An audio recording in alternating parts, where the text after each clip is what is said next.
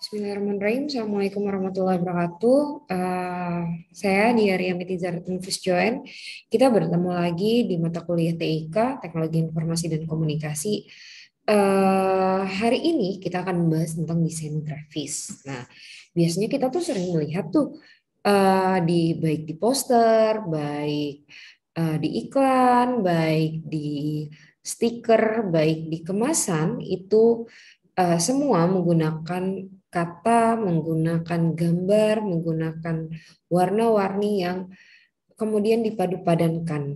Nah, kita akan belajar tentang desain grafis, yaitu penyampaian informasi eh, lewat desain yang disampaikan agar informasi tersebut sampai kepada masyarakat atau sampai kepada orang yang dituju. Biasanya di desain grafis ini digunakan untuk penggunaan ke masyarakat ya. Oke, kita bahas dulu pengertiannya.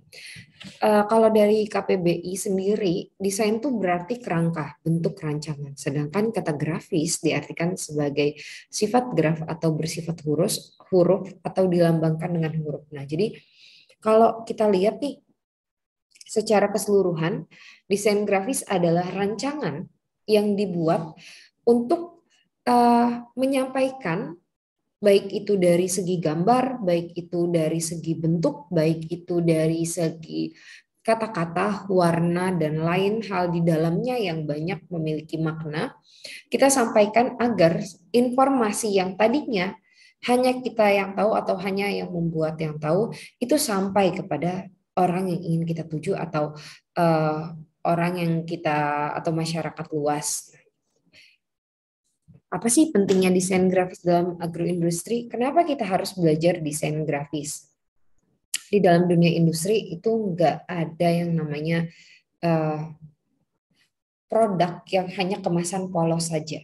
Nah, desain grafis ini sangat dibutuhkan di dalam penyampaian informasi apa sih yang terdapat di dalam produk kita ini. Nah, desain grafis pada industri biasanya terdapat pada label dan kemasan produk sehingga memberikan kesan pada produsen. Nah, itu adalah kunci yang utama yang akan kita bahas di hari ini.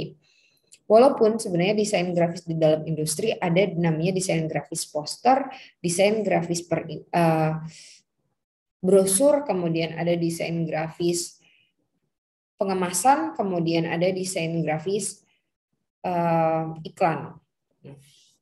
Tapi kita akan berfokus pada satu hal dulu untuk sekarang, yaitu desain grafis pada kemasan, yaitu pada produk, berbagai macam produk. Kalau kita lihat nih di sebelah kanan ini nih, ada produk susu, kemudian kalau produk susu itu pasti digambarkan ada susunya di sini untuk menggambarkan bahwa susu yang yang didapatkan itu adalah susu yang berwarna putih bersih, kemudian terlihat segarnya dari sebuah warna itu terlihat segar, putih, bersih, dan juga alami. Ini kalau misalnya dilihat sapinya itu ada padang rumputnya. Jadi mereka akan mengesankan bahwa sapi yang susu yang didapatkan dari sapi tersebut itu sapinya itu tidak ditaruh di dalam apa ya, di dalam sebuah ruangan, tapi memang dibiarkan berkeliaran bebas agar memiliki cita rasa yang alami, sehingga karena tingkat kesenangan sapi atau kebebasan sapi, tidak merasa stresnya sapi akan menghasilkan susu yang banyak. Jadi ini akan terlihat bahwa uh, dia menggunakan bahan alami juga makanannya, uh, bukan bukan makanan pakan, tapi juga memang diberikan di tanaman apa, dibiarkan terbuka gitu di tanaman luas, di tanah luas, tanah lapang ya, dia makan aja di situ. Jadi akan terlihat bahwa oh iya ini alami nih susunya gitu. Jadi orang akan berpikir seperti itu. Nah, kita akan simak bagian yang kedua ini. Di dalam apa ya, makanan ringan ini terlihat kemasannya bagian atasnya lebih simpel. Jadi orang tidak kemudian biasanya nih orang zaman sekarang kan kalau makan suka tidak tidak habis tuh kalau makan sendirian. Orang akan bingung nih kalau nggak habis harus butuh karet lagi untuk diikat, harus butuh apa. Nah biasanya untuk orang yang menyukai kepraktisan, dia akan memilih kemasan yang lebih menarik seperti ini. Lihat dari kemasannya pun sudah informatif ya, ada gambarnya, kemudian ada rasanya, kemudian terlihat bahwa dia menggugah selera sehingga orang akan tertarik untuk membelinya. Kemudian di atasnya pun ada klipnya sehingga ketika orang membuka dan tidak ingin memakannya lagi atau memang ingin menunda lagi memakan melanjutkannya kembali, itu tinggal ditutup aja klipnya. Jadi ini salah satu kesan yang ditimbulkan dari desain grafis. Kemudian yang ketiga ini nih ada Tororilo. Jadi dia ada merupakan chips atau keripik atau ya keripik sih sebenarnya.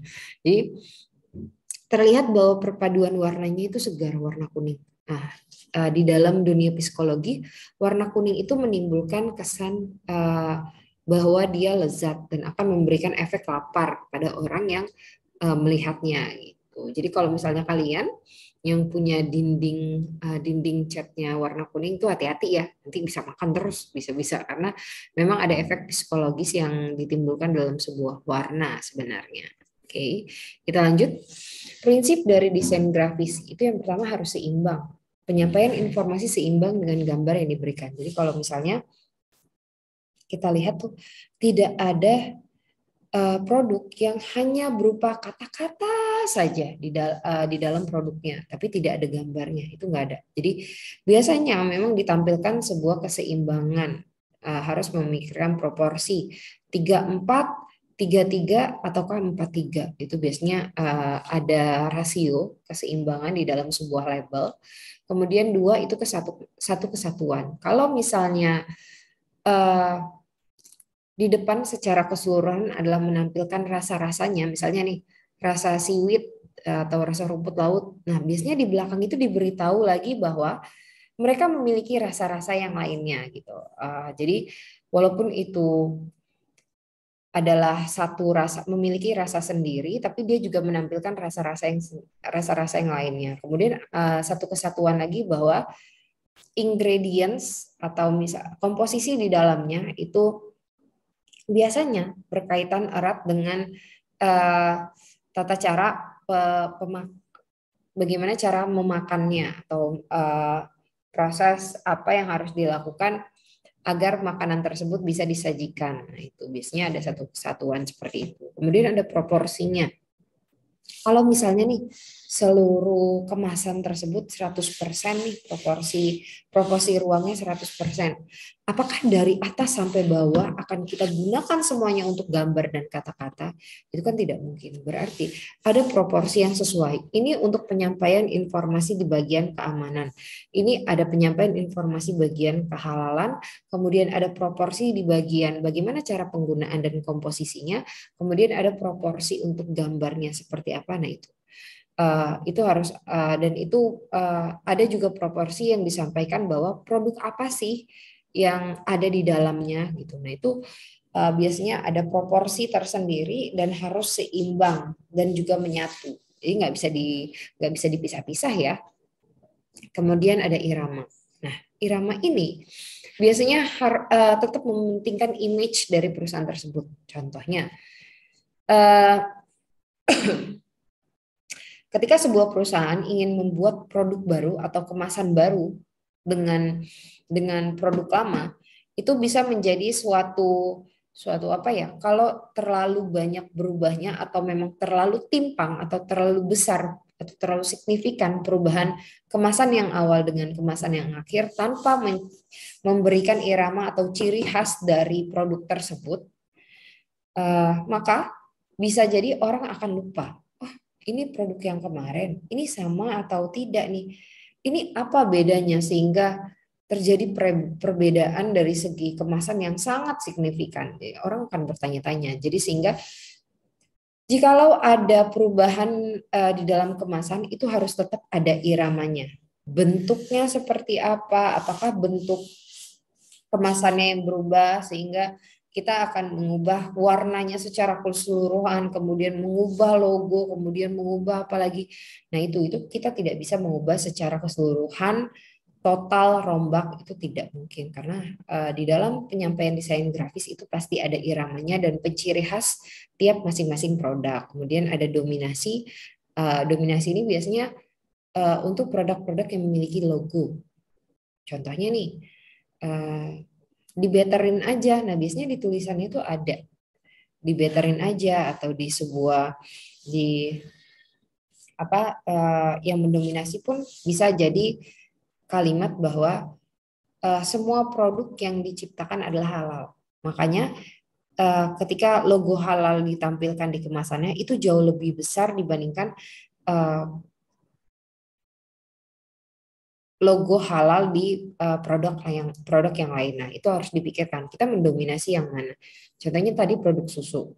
Produk susu tadi yang didominasi adalah warna putih dari susunya dan juga gambar dari susunya, susu putih cairnya. Nah, itu berarti terlihat bahwa memang si produk susu segar tersebut berkomitmen untuk menjaga keaslian atau kesegaran dari susu yang ada di dalamnya. Nah, itu dominasi ini akan menimbulkan kesan atau citra yang ada pada produk tersebut. Oke, unsur-unsur desain grafis. Pertama ada titik dan garis. Nah, ini ada macam-macamnya. Jadi tidak hanya menggunakan satu titik, dua titik. Ini ada titik dan garis. Jadi ini ada berbagai macam, tingkat ketebalannya pun berbeda-beda. Kemudian ada bentuk atau shape. Ini juga biasa yang kita pakai di dalam diagram alir ya. Kemudian ini ada ruang atau space yang bisa kita berikan bagiannya, kemudian ada warnanya. Perpaduan warna tidak hanya harus seimbang, tapi juga harus bisa menarik perhatian atau menarik orang untuk melihat, untuk melirik produknya. Kemudian perpaduan warnanya pun harus jangan terlalu kontras. Jadi gelap terang berpadu dengan warna-warna yang pilihan, warna mana nih yang menjadi ciri khas suatu produk tersebut. Kemudian ada teksturnya, itu biasanya terlihat dari berbagai macam produknya. Ini mau kemasannya kalengkah atau mau untuk kemasan kaleng tentu berbeda ya, warna yang dipakai, warna birunya berbeda ketika kita mengeprint warna biru di kaleng dengan warna biru di kertas PET atau Tetra Pak juga itu akan berbeda teksturnya. Oke, ini proses perancangan desain grafis, itu ada konsepnya, kemudian kita lihat nih medianya apa. Apakah dia bungkusnya bungkus plastik atau bungkus plastik bening, ataukah bungkus plastik yang berwarna, kemudian apakah kaleng ataukah beling dan lain sebagainya. Nah, kita akan mencari idenya, kemudian persiapan data dan perencanaannya, dan kita lakukan revisi terhadap orang-orang yang terlibat. Kemudian ada finalnya. Ketika sudah final maka akan siap diproduksi. Nah, ini ada software desain grafis yang bisa kita kerjakan, kita lakukan juga. Kemudian di sini penulisan sumber pada gambar. Nah, ketika kita berbicara dari kemasan, mungkin nggak kemasan tersebut mengambil gambar dari internet? Kan itu tidak mungkin. Nah, jadi biasanya memang ada hanya kalau pada kemasan itu tidak mungkin mengambil sumber dari yang lain karena dia akan mencari ciri khas dia sendiri. Jadi orang sekali melihat gambarnya bahwa akan berpikir bahwa itu adalah gambar yang dia punya. Kemudian ada, jikalau kita membuat poster atau iklan dan yang lainnya dan menggunakan sumber dari hal yang lain, makanya kita harus mencantumkan, jangan lupa mencantumkan apapun itu, gambar pun, tulisan pun, kata-kata pun, itu harus kita tuliskan sumbernya dari mana dan dapat dipertanggungjawabkan sehingga akan terhindar dari plagiarisme. Nah, ini adalah kesimpulannya. Desain grafis sangat penting sekali untuk dunia usaha ataupun dunia industri. Karena dengan adanya desain suatu barang atau produk akan terlihat lebih menarik sehingga permintaan pasar pun akan lebih banyak. Juga desain grafis sangat berfungsi sebagai tempat untuk mengingatkan pada suatu barang, jadi sebagai ciri khas. Kemudian pemberian kredit sumber dari video atau gambar yang kita ambil sangatlah penting dilakukan untuk menghindari plagiarisme dan untuk menghargai penciptanya yang memilikinya. Oke, mungkin itu aja dari saya. Ini daftar pustaka yang didapatkan, ini dari berbagai macam sumber yang kami dapat. Kemudian terima kasih PPT ini dipersembahkan oleh Canva yang saya ambil dari Canva. Terima kasih buat semuanya. Mohon maaf kalau ada salah. Saya akhiri. Wassalamualaikum warahmatullahi wabarakatuh.